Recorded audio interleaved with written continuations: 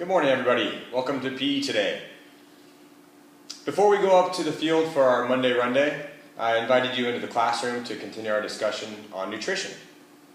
Last week, I asked you to make some healthy choices with the snacks that you were packing for your backpack, better brain food, possibly more energy for your after-school athletics. As you can see up here on the board is a picture of our old vending machine here at school. A lot of yummy, delicious snacks, chili cheese Fritos, peanut M&Ms, all things that, yes, I admit, I've snacked on before. But we know these aren't the healthiest options for us. I'm not going to tell you what to eat. I'm not going to tell you what not to eat. All I'm going to do is help you make better choices. Our school has changed the vending machines. So now you don't have as many poor choices, unhealthy snacks, high in fat, and other unhealthy nutrients. Here's a nutrition facts label. We started working on this last week, talking about calories.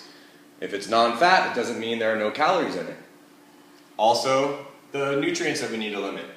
Some of these are higher in saturated fat, some of them are lower. Also, the vitamins that we do want to get. Our calories are based on a 2,000 calorie diet, but you may have a lower calorie intake, maybe a higher calorie intake, depending upon your needs. So you should refer to your doctor, maybe a dietitian or a nutrition to figure out exactly your caloric intake needs. Those of you that work out a little bit more are going to need more calories. Those of you that work out a little less, a little less. But remember, calories are energy. So if you're expending a lot of energy, working out really hard, you need to put in more energy, which are calories. But choose the right calories. So we talked about the definition of calories and its energy correlation.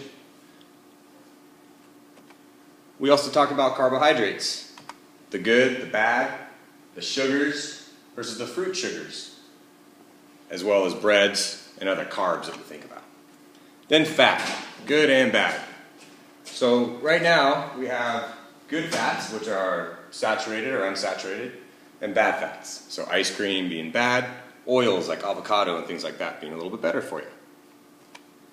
And then protein, all the meats, fish, other types of nuts, legumes, beans, things like that where we can find our protein source. So the first activity, I'm going to pass out this paper, is labeling a nutrition fact, looking at a nutrition facts label, and working on the serving size, the calories, the fats, the protein, and just where to kind of find it. So go ahead and take 5 minutes with your partner to work on this nutrition facts label. Great, good job. All right. I know when you walked in the classroom, you saw all these treats and all these snacks up here. Some of you probably spotted the Red Bull and the Rockstar right away. Now we know these aren't good for us, but why? Besides the caffeine, there's also extra energy blends and other things that they add to these drinks that are not FDA approved, the Food and Drug Administration.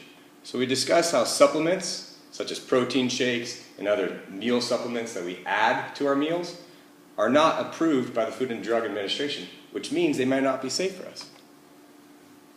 Now, we look up here at the board, and up here on the table are all these snacks that we have. What I'd like you to do in a second is pick which partner is going to come and choose which snack to pick. You can pick 2 chips, you can pick 2 cookies, you can pick 2 drinks, but I want you to pick a similar food category to compare. 2 cereals maybe, a Gatorade versus chocolate milk, maybe a Gatorade versus a Coke. And then different chips. Here's a baked Cheeto chip versus the regular Cheeto chip. Then, with this worksheet, before we run up to the track, I'd like you to work with a partner, and I want you to look at both labels side by side and answer the questions. Which one has more sodium per serving? Which one has more carbohydrates per serving? And if you notice, the per serving is a little trick question, because as we looked before at our nutrition labels, serving size up here may be a little confusing.